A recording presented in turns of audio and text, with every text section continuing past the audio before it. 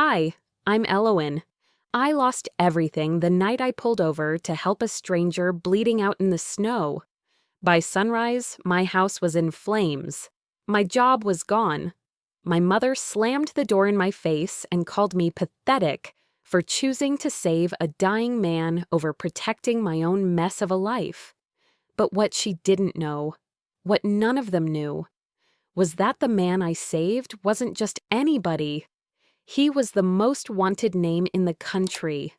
And helping him? That didn't just cost me my home. It dragged me straight into a war I never asked for. So, if I was always the one fixing broken things, why did nobody ever think I might be the one breaking? Want to know what happened next? Stay with me. I didn't slam the door. I closed it quietly behind me, like I always did, even when the world inside that clinic had just folded in on itself. Snow had started to fall, slow, wide flakes that stuck to my lashes as I stepped out into the parking lot with a manila envelope and a heart too tired to break. The envelope held my final paycheck. 3 years of showing up early, staying late, holding dying hands, arguing with insurance companies, and tonight it all ended with a 10-minute meeting and a look that said, "You did this to yourself." I didn't argue. I didn't beg. I just stood there, nodding as Dr. Kellerman said things like, "Not a good fit anymore," and "Your passion's becoming disruptive." Passion. That's what they call it when a woman won't shut up about patients getting ignored. As I walked to my car, I heard my mother's voice in my head like a curse I was born under. "You always care too much, Elowen. It'll ruin you." She said that the day I chose nursing school over joining the family business. Said it again when I took in my ex's mother after his overdose. I hear her voice louder in failure. It echoes better in the cold. The air burned my lungs as I slid into the car, the old wool coat hugging me like Dad still had my back. He'd given it to me the Christmas before he passed, worn at the elbows, buttons replaced with mismatched ones, but warmer than anything store-bought. He used to say, "You don't need new when you've got history." I didn't know where I was driving. Home, I guessed. Though lately, even my little cabin felt like a box of silence waiting to close in. Miles passed. My headlights cut through white fog as I left town behind. Somewhere near the bend before Hollow Creek, I spotted it, a black lump in the snow. I would have kept driving, Lord knows I should have, but I didn't. I slowed, squinted, heart already racing. It was a man, sprawled on the roadside like a discarded scarecrow. My foot hit the brake. I sat frozen, hands gripping the wheel. The snow kept falling, gathering around him. I whispered, "Don't do this, Elle." But I did. I always do. I killed the engine, ran toward him. He was bleeding. A thick line of red against white. His coat torn, skin gray, no ID, no pulse I could trust. Just warmth enough that he wasn't dead, yet. The logical part of me screamed, "Call 911, walk away, you've done enough." But there was no signal. And I knew the hospital was a 40-minute drive the opposite way. And at this hour, with roads icing over, he wouldn't make it. So I dragged him, no, I hauled him, into the back seat, slamming the door against the cold. Back behind the wheel, I whispered again, "If I leave him, he dies. If I take him home, I lose what's left of my peace." I didn't even answer myself, just turned the ignition and drove. The cabin was darker than usual. I hadn't left the porch light on. I pulled him inside, got him to the floor near the fireplace. My hands moved on autopilot. Bandages, antiseptic, pressure on the wound.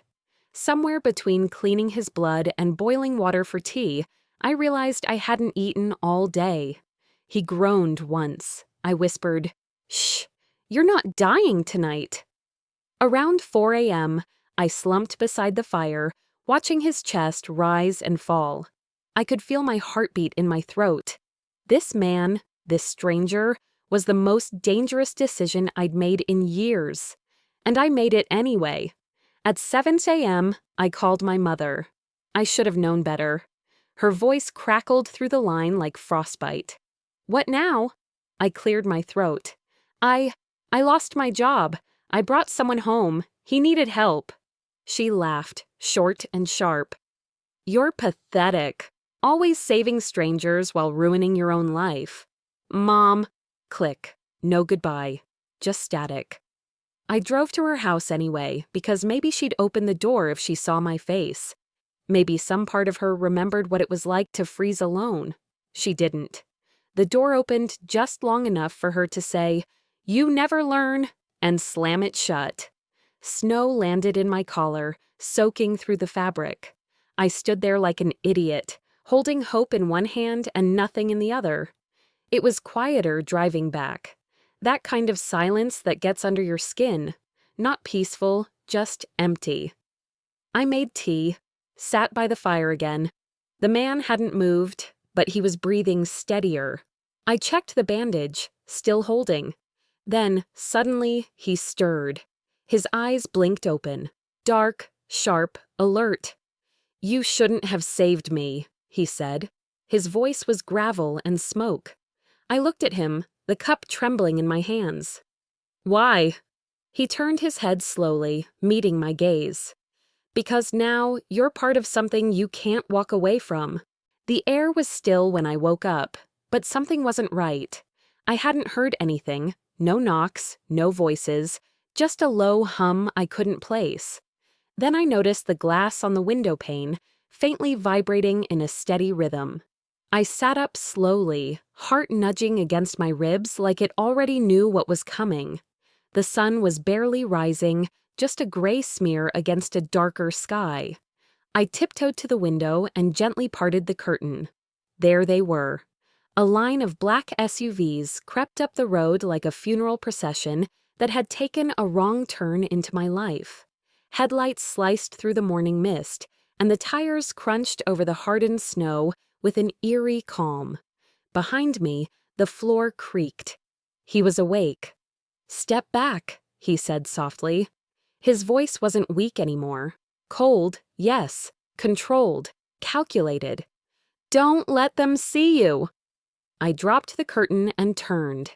He had pushed himself up, one hand gripping the edge of the couch, the other wrapped around his middle where I'd bandaged him hours earlier. Blood had seeped through again. Still, he moved with quiet urgency, his limp slight but telling.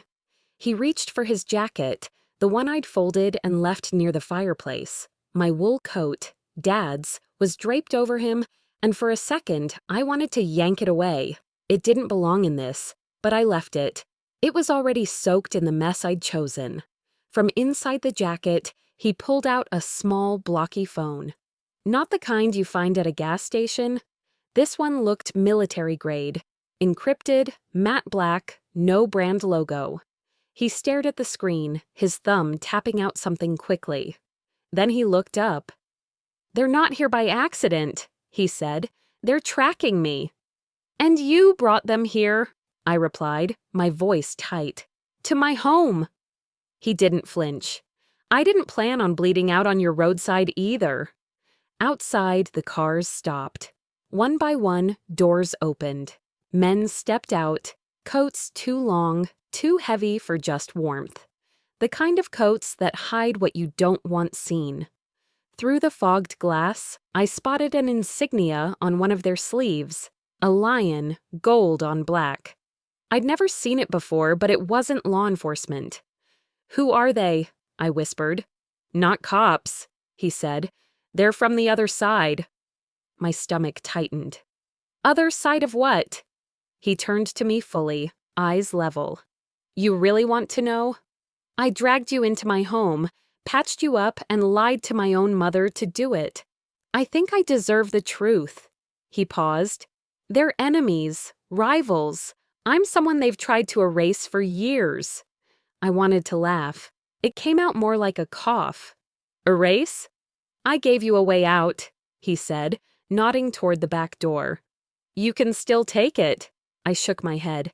If I let them take you, I'm no better than them. The crunching snow grew louder. Footsteps approached the porch. I stepped toward the door instinctively, but he grabbed my wrist, not hard, just firm enough. Don't try to be brave, he warned. Just be smart. The knock was sharp, not polite, not hesitant. I opened the door a few inches, enough to see a man in his 40s, maybe older, clean-shaven, smile too easy to trust. His voice was smooth, like he'd practiced it. "Morning, ma'am. Sorry to bother you so early. We're looking for someone. Got injured not far from here." I forced a shrug. "Haven't seen anyone." "Really?" He tilted his head, eyeing the cabin. "Thing is, we tracked footprints leading straight to your porch." I tightened my grip on the door. "My neighbor came by last night, helped me bring in firewood." The man smiled wider. "Did he leave?" I stared him down. "If he had, I'd be asking you where he went." We stood there a beat too long. His eyes scanned past me, flickering toward the wood stove where Adriano was hidden, crouched low, pistol drawn but trembling. The man leaned slightly closer. "If you do see anyone, give us a ring. It'd be unfortunate if the wrong people got involved." He handed me a card with no name, just a number, and the same lion insignia faintly watermarked across the paper. I nodded, tucked it into my coat pocket, and closed the door slowly. I didn't breathe until I heard the crunch of snow fading away. Then I locked the deadbolt and turned. "You just lied to killers," Adriano said flatly. "You have no idea what that means." My hands were shaking. I pressed them together. "I didn't lie," I said. "I protected someone bleeding on my floor. There's a difference." He looked at me for a long moment, then sat down with a wince. The wool coat slipped off his shoulder. I picked it up and draped it back over him. "You've got 5 minutes," I said. "Tell me who you are, all of it." He leaned back, staring at the fire. "My name's Adriano Morelli," he began. "My family, we run things. Not things you talk about in polite company. Not things you put in writing."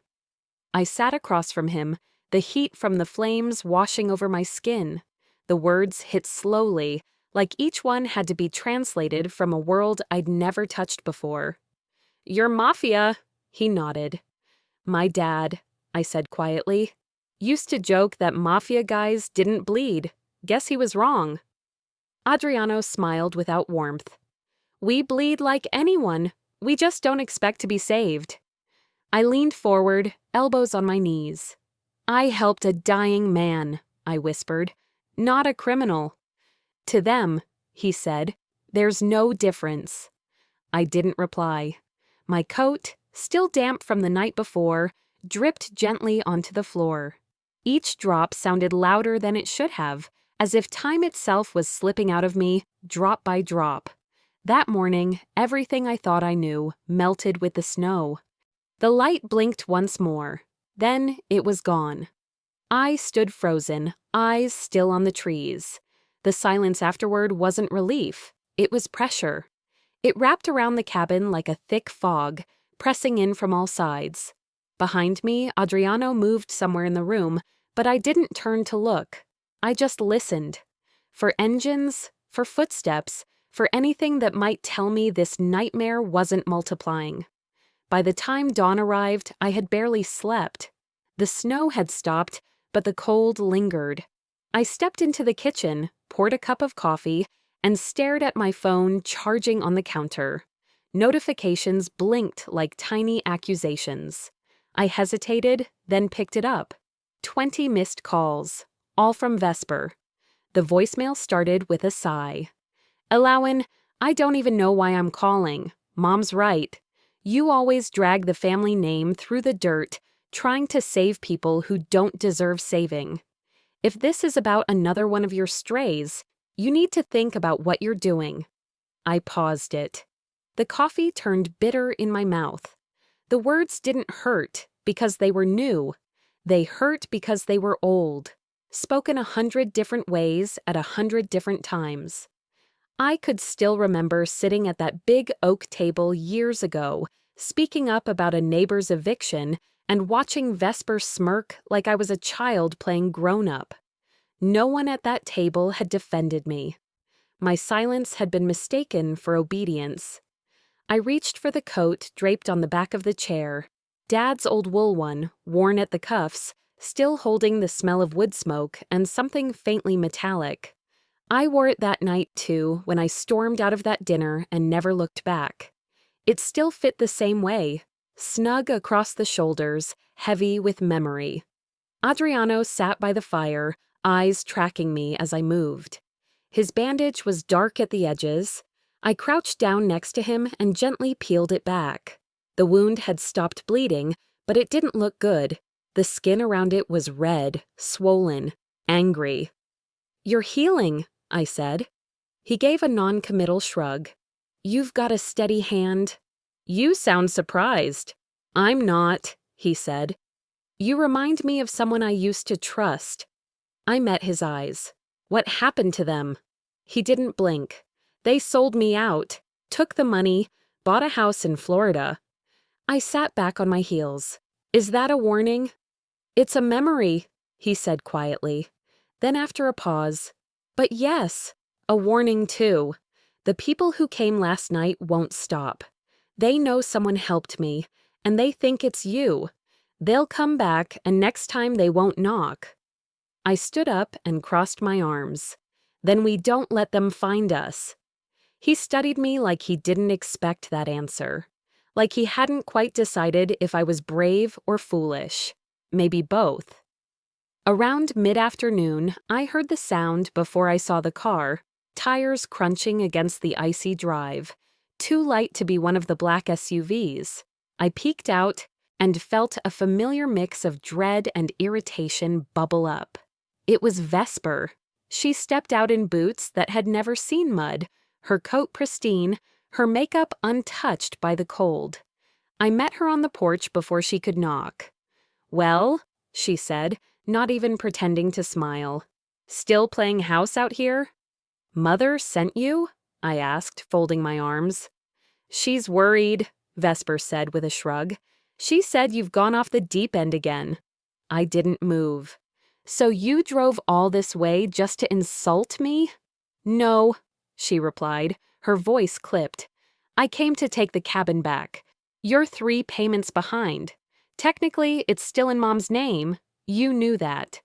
This place was Dad's. He left it to me. And then you let it rot. You don't answer calls. You disappear. You act like we're the ones who wronged you." I stepped back toward the door. "Go home, Vesper." But her eyes swept past me. "There's blood on the floor." I didn't say anything. "Let me guess," she continued. "Another broken bird with a story? You really haven't changed. Always trying to rescue someone while drowning yourself." I held the door but didn't close it yet. "At least I don't wear a mask," I said. "You show up looking like a magazine cover, but I know what you're really hiding. You can pretend to be perfect all you want, but stepping over people doesn't make you taller." Her jaw tensed. "When this catches up to you, and it will, don't come crawling to us." She walked away, heels clicking against the frozen ground, as if she hadn't noticed how close she was to slipping. I watched her car vanish down the road, heart still pounding. A few minutes later, Adriano came out of hiding, standing in the hallway like a shadow finally stepping into form. "That car," he said. "It has a tracker, small, probably under the wheel well." I stared at him. "What?" "She's not part of this. She didn't know." "She doesn't have to know," he said, "but they'll follow it, and when they do, they'll bring a storm with them." I didn't answer. I just walked to the window and looked out. The snow had begun to melt, thin streams dripping down the glass. Each drop felt like time bleeding away. Slow, steady, unstoppable. I had brought this man into my life with one act of instinct. Now, my own family might have led a pack of wolves right to our door. His reflection stood behind mine in the window, still as a ghost. I didn't turn around, but I could feel his gaze, unwavering, unreadable. The wind picked up. It didn't howl like before. It whistled, low and sharp, threading itself through every gap in the cabin walls. Somewhere in the distance, ice cracked off a tree branch and hit the roof with a dull thud. The kind of silence that followed wasn't peaceful, it was watchful. The kind that waits for something to happen. When I finally turned, Adriano was seated on the rug in front of the fire, sharpening a knife with deliberate, even strokes. The sound of metal scraping against stone echoed through the small space, steady as a heartbeat. His eyes flicked to me, then back to the blade. I crossed my arms. "You're not telling me everything." He didn't answer right away, just kept sharpening, the rhythm uninterrupted. Then calmly, "You don't want to know." "I saved your life," I said, sharper than I meant to. "That has to mean something." He stopped, set the blade down beside him, and looked up, his expression unreadable. "It means you're part of mine now, and my life isn't safe for anyone." I should have stepped back, but I didn't. I stood my ground, staring at him like I could scrape the truth from his face. Behind him, my father's coat hung on a chair, soaked and sagging from the rain, its weight tugging down the shoulders like it carried every wrong choice I'd made in the last 72 hours. And still, I couldn't regret it, not fully. I moved toward the table and sat, letting the tension settle between us. The air in the cabin felt thick, too dense to breathe comfortably. I don't know what pulled the memory up, but suddenly I was back in black heels, standing by a casket that smelled like lilies and cedar. My father's funeral. The rain had been relentless that day too, turning the cemetery lawn into a swamp. I'd missed the service, caught behind in traffic after helping a stranger who'd collapsed at a gas station. I arrived just in time for the final shovelfuls of earth. My mother hadn't even turned to look at me. "You always help strangers," she'd said coldly, later that night. "Never your own blood." I blinked, bringing myself back to the present, where the same coat that I wore that day now hung, heavy and dripping by the fire. I looked at Adriano, whose wounds were healing slower than I'd like, and whose silence pressed harder than any words could. "Maybe I helped you," I said softly, "because I wanted to prove them wrong." He met my gaze. "Then let's prove them wrong by surviving this." Before I could answer, the crackle of tires over gravel broke the moment in half. Adriano stiffened. "They're here." I rushed to the window and pushed the curtain just enough to see. 2 SUVs, headlights off, parked just beyond the edge of the property. The rain was coming down harder now, sheets of it, but I could make out dark figures slipping out of the vehicles. "They're not wasting time," I whispered. Adriano stood, his limp more pronounced now, but he was moving. "We need to go. Back door." He grabbed my wrist and pulled me gently toward the kitchen. I snatched my coat and keys, stuffing them into my pocket as we eased the door open and stepped into the biting cold. The trees behind the cabin offered some cover. We moved fast, weaving through trunks slick with ice, stepping over frozen roots and ducking under hanging branches. My breath came out in sharp bursts. Adriano was right behind me, guiding but not pushing. Voices shouted in the distance. "She's hiding him!" A flashlight beam swept across the woods to our left, missing us by feet. We dropped to the ground. My face hit snow. I tasted dirt and copper in the back of my throat. "They think I'm part of this," I murmured. Adriano's reply came right against my ear. "You are now!" We kept crawling until the trees thinned out and the old barn came into view, a crumbling relic I hadn't stepped foot in since I was a kid. I used to pretend it was a castle. Funny how now it felt more like a trap. We slipped inside and bolted the door behind us. The smell of mold and damp hay hit me instantly. Adriano scanned the space with quick eyes, then moved toward an old workbench. He reached behind a pile of rusted tools and pulled out a small pistol, not fancy, not new, but functional. He held it out to me. I stepped back. "No. You have to," he said. "I don't know how. If they find us, there's no time for lessons. You shoot first, or we don't walk out of here." I took it. Slowly, like it might burn me. My hands shook as I cradled it, fingers nowhere near the trigger. "I've spent my whole life fixing things," I whispered. "I don't know how to destroy." Adriano's voice dropped low, steady as stone. "Then destroy what's trying to kill you." For a moment, all I could hear was the rain pounding the barn roof. Then the wind picked up, howling through the slats like some distant animal cry. I stared at the pistol in my palm until it stopped feeling foreign. I didn't want to be part of this. I didn't want to run through woods or lie to armed men or hold a gun with trembling hands. But here I was. No one was coming to save me. Not my mother, not Vesper, not a single soul from the life I'd spent trying to make right. Maybe their absence was the only reason I was still breathing. Minutes passed. Then an orange glow crept across the ceiling of the barn. Adriano pushed open a panel in the sidewall and pointed. From there I could see the cabin, or what was left of it. Flames licked the walls, snapping through the windows like hungry mouths. The smoke rose high, black and curling into the night sky. They thought we were inside. I gripped the pistol tighter. My hands weren't shaking anymore. Smoke still curled into the gray morning sky when we returned. The fire was out, but the scent of scorched wood clung to everything like it knew it had won. I stood at the edge of the ruins, numb, the ground beneath my boots turning slushy from snowmelt and ash. Adriano kept his distance. He didn't say a word, just watched. I didn't look at him. I couldn't. My eyes scanned what was left. Charred beams, melted metal, the skeleton of the only place I'd ever felt truly alone but safe. Then I saw it, half buried under a collapsed shelf, edges blackened and curled. I dropped to my knees and dug it out with my bare hands. It was my father's old pocket watch, or what was left of it.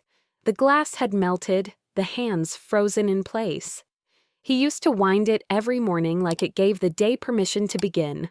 Now it was just a relic, warped, ruined, but somehow more sacred than before. I turned it over in my palm. This was all I had left of him. Adriano's voice was quiet. "They think you're dead now. That gives us a head start." I stood, turned toward him slowly. "You say that like it's a good thing?" He didn't flinch, didn't apologize. He just watched me with that same blank calm that had started to wear thin. We didn't speak as we walked through the woods, following a path only he seemed to know. Eventually, we reached a rundown hunting cabin. It was smaller than mine had been, colder, and smelled like old paint and mildew, but it had 4 walls and a roof. We got the fire going and sat across from each other, the silence louder than the crackling logs. I didn't want to ask. I didn't want to know. But I couldn't keep pretending anymore. "Why were they trying to kill you?" I asked finally. Adriano looked at the flames. "Because I killed the wrong man's son." The words knocked something loose in me. I stared. "Wrong man?" He nodded once. "In this life, there's always someone higher, always someone who decides what killing is allowed and what isn't. I broke that chain." I didn't answer. Couldn't. My throat felt tight. This man I dragged from the snow, fed, protected. He wasn't just running from danger. He was the danger. He saw the change in my face. "If you want to leave," he said, "leave now, before they find us both." But I didn't move. I held his gaze and said, "If I leave, I'll never forgive myself. Not for helping, but for running." That was the moment the shift happened. Something inside me turned, not toward him, but toward myself. I wasn't just following the fallout anymore. I was stepping into it, on purpose. Later that afternoon, my phone vibrated. I hadn't heard a signal in hours. I checked the screen. A message, no name, just a number I didn't recognize. "We know who you're hiding. You've got until midnight." V. My stomach dropped. I read it twice, then a third time. Adriano stepped behind me, reading over my shoulder. He went still. "Your sister's been talking to them." I shook my head instinctively. "No, she wouldn't." He cut in. "She didn't have to talk. All she had to do was leave the right door open, use the right words. It doesn't take much." A memory slammed into me. Vesper at our father's funeral, whispering through a fake smile hug. "Family comes first, until you're no longer useful." I sat down hard on the edge of the bed, clutching the phone like it was a weapon. "I thought they couldn't hurt me anymore," I whispered. Adriano's voice softened, just a little. "Family always can." I didn't cry. I didn't scream. But something inside me cracked just the same. As night settled in again, I paced the small space, back and forth, heart pounding. Midnight. That gave us hours, or a lifetime depending on what I did next. Adriano started packing, quietly, efficiently. "I won't let you die for me," he said, not looking at me. I walked over, stopped him with a hand on his shoulder. "You're not the only one with unfinished business." From my jacket, I pulled out a folded sheet of paper, creased, damp, barely legible. The deed to my father's land. The same land now reduced to ash and smoke. I handed it to him. "They always wanted this, what my father left me. Maybe it's time they get exactly what they've been chasing." Adriano stared at the paper, then at me. For the first time, I saw something almost like fear in his eyes. Not for himself, but for what I was becoming. I turned away and grabbed my coat from the hook. It was torn now, scorched on one sleeve, dirt-stained on the collar. But I put it on anyway, not because it would protect me, but because it reminded me who I was before all this, and who I had to become now. The message sat there on my phone, blinking like it had a pulse of its own. Midnight. The place you left me behind. I didn't hit send. Instead, I stared at it for a long while, standing in the snow just outside the cabin ruins, the cold biting through my boots. Somewhere behind me, Adriano adjusted the strap on his shoulder, wincing with each movement.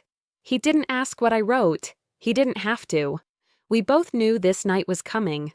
We took his car, a stolen one probably, silent and untraceable. He parked it across from the old truck stop diner at the edge of town, one of those places that hadn't changed since the 70s, cracked neon sign, coffee that tasted like burnt hope, and a waitress who looked like she'd seen too much and cared too little. Inside, I picked a booth near the window facing the road. The heater rattled in the wall, doing nothing. My fingers wrapped around a chipped mug of black coffee that had long gone cold, but I held it anyway. Something to do with my hands. Adriano stayed in the sedan, engine off, watching through binoculars from the shadowed lot across the street. He said this was my call, but I knew if anything went sideways, he wouldn't sit still. The pocket watch around my neck hung heavy. I'd looped an old chain through the melted hinge and wore it like a talisman. It was useless now, but it reminded me of where I came from, who I used to be before everything turned to smoke and lies. I watched the door. I counted the seconds, and then I saw her. Same car, same Vesper, black coat cinched tight at the waist, hair pulled back like she'd stepped out of some polished political ad. She didn't belong in a place like this, but that was the point. She walked like she owned the room and every secret in it. She sat down across from me without a word. "You look different," she said finally. "You mean alive?" I asked. Her lips twitched. Not quite a smile, not quite guilt. The silence stretched. "So," I said, "you planning to explain? Or should I guess how much they offered you?" She tilted her head, eyes scanning the diner like she was already bored. You always go straight to drama. Maybe I missed you. Cut it out, Vess. She sighed, leaned back, crossed her legs. Fine, yes. They offered me protection, a new start, money. I took it. You'd have done the same if you'd had the sense. They threatened you? They didn't have to. You were already burning bridges. I just lit the match. Her words sliced clean, like she wasn't even trying. You always wanted to save the world, Elle, she said, voice soft now. But the world doesn't want saving. It wants winners. And you're always bleeding for someone else's fight. My grip tightened on the cup. I wanted to scream. I wanted to ask her if she ever really saw me. Instead, I stared at her like I was trying to find something human behind those perfect lashes and polished teeth. My phone buzzed in my coat pocket. One glance at the screen and my blood froze. Get out, now. Adriano. I didn't move. Through the fogged-up window, I saw them. 3 black SUVs, silent as ghosts, creeping into the lot like they'd rehearsed this. They formed a triangle, surrounding the diner. I looked at her and the small curl of a smile touched her lips. You didn't really think you could play this game, did you? She whispered. You led them here. Vesper leaned in, her perfume sickly sweet in the air between us. No, darling, you did. They've been watching you since the fire. You just gave them the opening. My heart pounded in my throat. I reached for my phone, then stopped. It was too late. The side door slammed open. Adriano stormed in, gun raised, eyes sweeping the room. Shouts erupted. A man near the back window stood, pulled a weapon from under his coat. Adriano didn't fire, not first. He ran straight for me, shoving the table aside and knocking me to the floor behind the counter. You weren't supposed to come inside, I yelled, scrambling to cover him. And let them take you? He growled through clenched teeth, blood already soaking his sleeve. Gunfire exploded, glass shattered, screams. The world collapsed into chaos. I dragged him behind the old freezer, heart racing. Somewhere out there, Vesper was shouting something, but it was lost in the noise. Then I heard her voice cut through it all. Stop, she's not part of this. Silence. 1 heartbeat, 2, and then footsteps. Close. Too close. A man stepped into view, gun aimed straight at my chest. My breath caught. Adriano was down. I had nothing left but instinct and a prayer. And then a single shot rang out. The man staggered, dropped. Behind him stood Vesper, gun shaking in her hand, smoke curling from the barrel. She looked at me like she didn't understand what she'd just done. You were aiming at him. My voice came out as a whisper. You just saved me. For the first time in years, her mask cracked. Not the makeup or the posture, the armor. I saw her now, trembling, uncertain. Maybe not because she'd killed a man, but because she'd chosen me. The diner fell into stunned quiet. Lights flickered overhead, the smell of cordite heavy in the air. We didn't move. I just sat there staring at my sister. And for the first time in a long time, I didn't know what came next. I stayed seated on the diner floor, the cold from the tiles creeping through my jeans, my hands still wrapped around the weight of what had just happened. Vesper's gun lay in her lap, her fingers slack around it, like she hadn't decided whether to drop it or grip it tighter. Adriano groaned from behind the counter, trying to sit up. Blood soaked the side of his shirt, darker now, sticky and slow. I crawled to him, tearing a piece of cloth from my sleeve and pressing it hard against his wound. Don't talk, I whispered, more to myself than to him. I'm fine, he mumbled, teeth gritted, but he wasn't. His skin was pale, his breath shallow. Still, he stayed awake, watching everything, watching her. Vesper hadn't moved. Mascara streaked down her cheeks.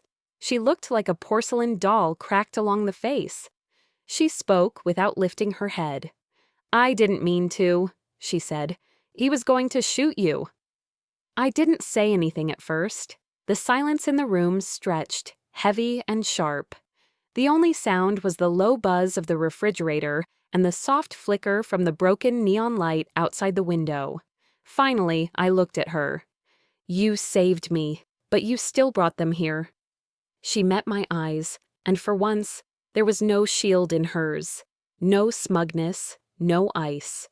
Just a woman who'd made a choice and didn't know how to live with it.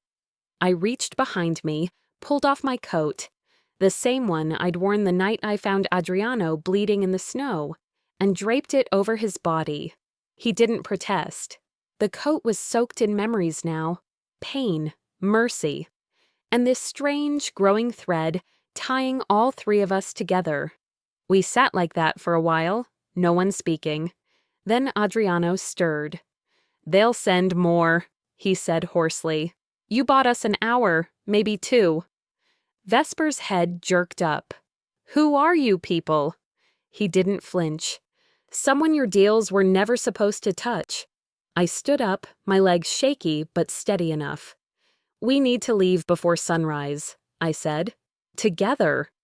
Vesper gave a dry, bitter laugh. "Together? You still believe that nonsense? That family means anything after this?" "No," I said, "but it's all we've got left." That stopped her. We got Adriano up. His steps were unsteady, but he waved me off when I tried to support his weight. He wasn't going to let either of us see how close he was to collapse. We moved out the back, slipping into the icy wind that whipped through the empty lot.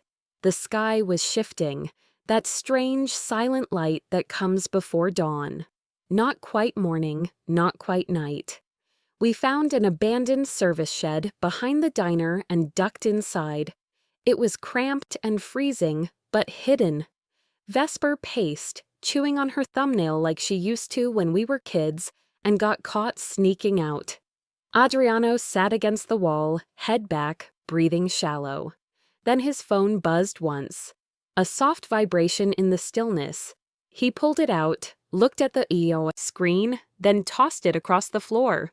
"What was that?" I asked. He didn't answer. I picked it up. The screen still lit, showing one line: "The debt is paid. Walk away." My stomach dropped. "What debt?" Adriano looked at me, eyes clouded, like he'd been waiting for this moment. "You weren't a random rescue, Elowen," he said. "I knew your father." My breath caught.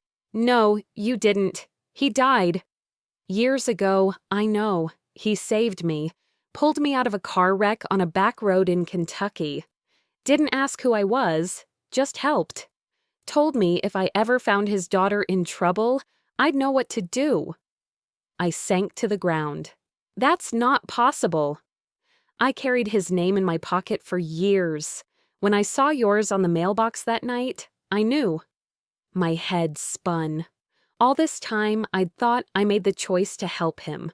But maybe that choice had been made a long time ago by a man who taught me more than I realized. "You knew who I was," I said, my voice small. "I did." The air felt heavier, like we were all sitting in the shadow of someone not there, but never really gone. My father had never believed in grand gestures. He believed in quiet ones, like helping a stranger on the side of the road. And now, years later, that stranger had helped me. I stepped outside, needing air. The sky had softened to a gray-blue wash. Somewhere in the distance, the horizon glowed faintly orange.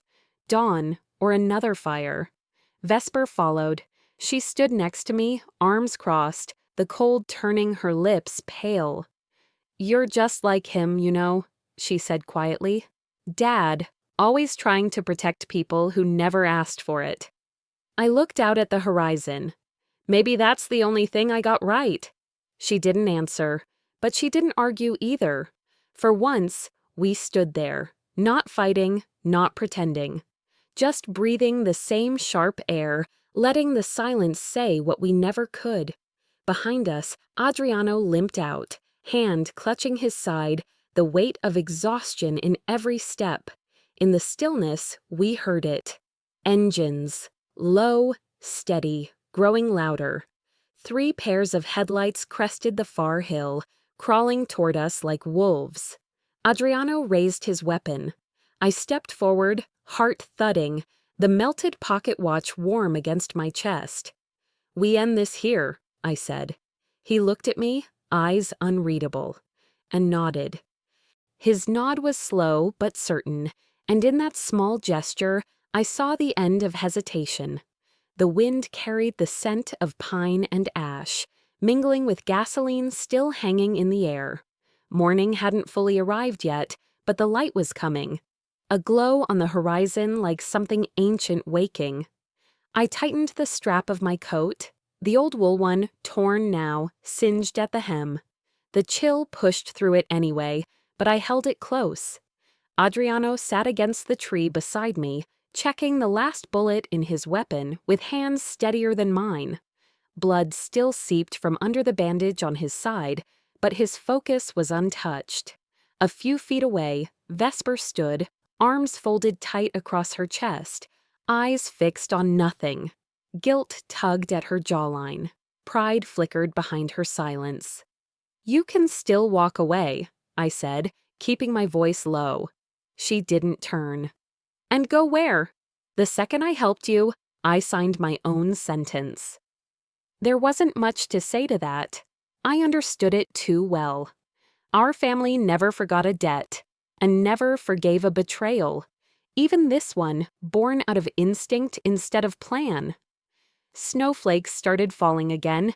They landed on the shoulders of my coat, melting slowly like tiny stars burning out. I looked down at them, thought about how fleeting softness can be in a world built on hard choices. Adriano spoke without looking up. "They'll be here in 2 minutes." And just like that, the quiet ended. We all shifted, as if something unseen had snapped into place. An old track finding its groove again. I crouched beside a log, pulled the revolver tighter to my chest. Adriano moved into position with more strength than he should have had. Vesper knelt beside the tree line, whispering something under her breath that sounded like a prayer or a curse. The convoy rolled into view. Black SUVs moved through the trees like oil slicks across snow. They didn't rush. They didn't need to. They knew we were outnumbered. They knew we were bleeding. But they didn't know what we had left to give. The cars stopped. Doors opened in unison.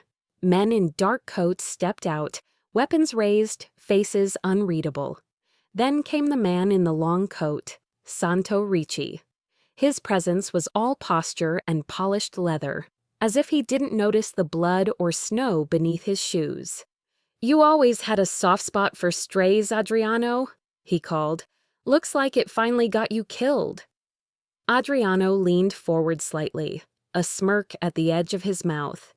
"You talk too much for a man about to lose." Gunfire tore through the silence. The forest exploded into sound and motion. Bullets cracked through trees. Snow kicked up in bursts. I dove behind the log, returned fire. Every shot counted. Every second survived.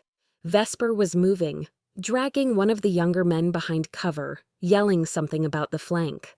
Her coat was torn, face streaked with dirt, but there was no hesitation in her voice. Adriano moved like a memory, not just fast, but trained. Even wounded, he kept their attention, kept them guessing. Then I saw him stagger. A sharp motion, a stumble to the left. Blood sprayed across the snow. "No!" I sprinted toward him, ignoring the storm around us, threw my arms around his body, and pulled him behind the half-burned woodpile. "You're not dying here," I hissed. He coughed, half smiling. "You sound like your father." That froze me. Then something caught my eye. Just beyond the shed, near the stacked crates by the edge of the wreckage. Fuel drums, 4 of them, still full. And in my chest, a spark. A flash of memory. Me, age 9, crouched in the snow beside my father, his weathered hands showing me how to light a fire even when everything was frozen. "Sometimes," he'd said, "you burn what's left so something new can start." I turned back to Adriano, meeting his gaze. "When I say run," I told him, "you run." He didn't argue.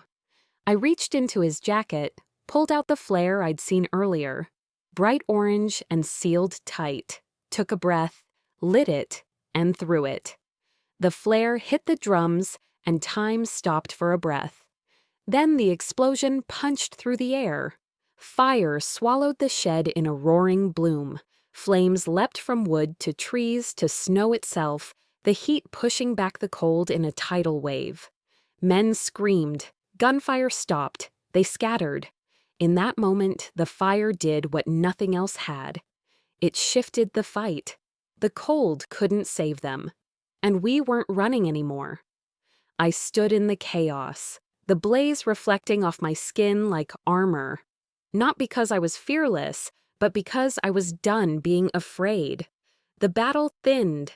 Smoke rose in long black ribbons into the pale morning sky. Santorici crawled across the scorched ground, blood on his hands, eyes burning as he looked up at me. "You think this changes anything?" he rasped. "No," I said quietly. "But it ends you." Adriano stepped beside me, steady now, his arm still bleeding. He raised his gun. One shot, Santo fell. The silence returned, this time not empty, but earned. Vesper walked toward me slowly, face pale, hair tangled from smoke. She looked at the fire, then at me. "You just burned everything," she whispered. I met her gaze. "Not everything, just what needed to die." Snow started again, thick this time, slow, heavy, pure. It settled over the bodies, the wreckage, the ash.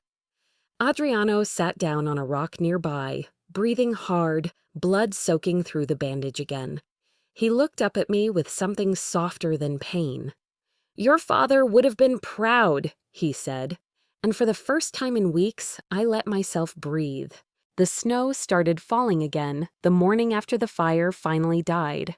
I stood there until the last curl of smoke vanished into the trees, until all that was left was a stillness so deep it didn't feel real. And for the first time in weeks, I let myself breathe. 7 days passed. Each morning, the sky grew a little lighter. Each night, a little quieter.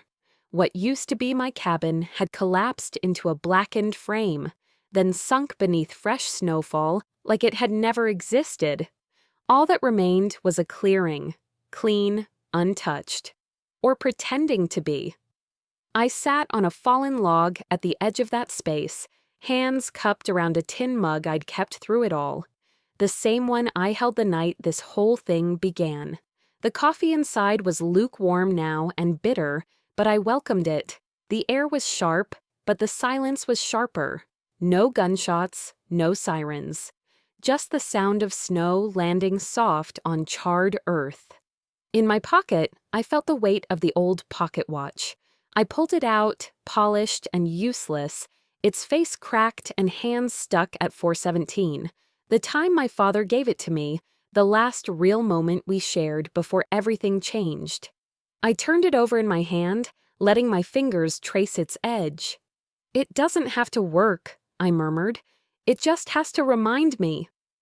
Behind me, twigs snapped. Slow, intentional. I didn't flinch. "You're hard to find," Adriano said quietly. I was starting to hope I'd stay that way. He walked up beside me, stiff and slower than before. The bandage around his arm was cleaner now, tighter, but the bruises on his face were still healing. He sat down beside me without asking. We didn't talk for a long time, didn't need to. Finally, he reached into his coat and pulled out a small envelope. "This belonged to your father, land deed. I had someone pull the original record, scrubbed the rest. It's clean. It's yours again." I stared at it like it might bite me. "You didn't have to." "He saved my life," he said, voice steady. You saved it again. Debts paid. I didn't know what to say, so I didn't say anything. I just slid the envelope into the inner pocket of my coat and pulled it shut. Then maybe it's time to stop owing people, I said quietly. Including yourself. He smiled, just barely. That'd be a good start. We sat there until the wind picked up, brushing the snow into soft spirals across the ground. Then I heard another set of footsteps. I looked up and saw her. Vesper stood at the edge of the clearing, holding a small black box tight against her chest. They released her yesterday, she said. I blinked, unsure what she meant. Mom, she clarified. Her ashes. Thought you'd want to know. I looked away, surprised by the sting behind my eyes. I didn't think she'd want anything to do with me. She didn't, Vesper said bluntly. But maybe I do. Her words hung in the air, thin but solid. She crossed the Oral, clearing slowly, stopping beside me. Together, without speaking, we walked to the center where the cabin had once stood, now nothing but snow and soot. I helped her open the box. Inside, gray ash, soft and fine, lighter than I imagined. Together we tilted the box and let it fall. Ash on snow, grief in silence, the past dissolving into the present. She used to say I was too soft, I whispered. Vesper tilted her head slightly, eyes on the ash. Turns out softness doesn't break, she said. It bends. For once, I didn't argue. Later that evening, Adriano packed the last of his things into his car. He didn't say goodbye, not really. Just offered a nod, a faint smirk, and a glance that said he'd be around if I ever needed to find him again. Vesper and I stood side by side as his car disappeared down the winding road, its taillights blinking through the trees until they were gone. She slipped her hands into her coat pockets and looked at me. What now? I turned back to the clearing, the land bare and open, quiet and full of space. The wind had stopped. The snow had too. I walked to a flat stone near where the front steps used to be, pulled out the old pocket watch, set it down. For once, I said, I'm not saving anyone, just myself. Vesper didn't reply, but she nodded like she understood. We stood there together, not as sisters who'd spent years on opposite sides of everything, but just as two people who'd finally run out of reasons to fight. The snow started again, slow, steady, soft. And then, just as I turned to go, I heard a faint sound, a click. I looked back at the pocket watch. Its second hand moved. Just once. Then silence. But this time, the silence felt like a beginning.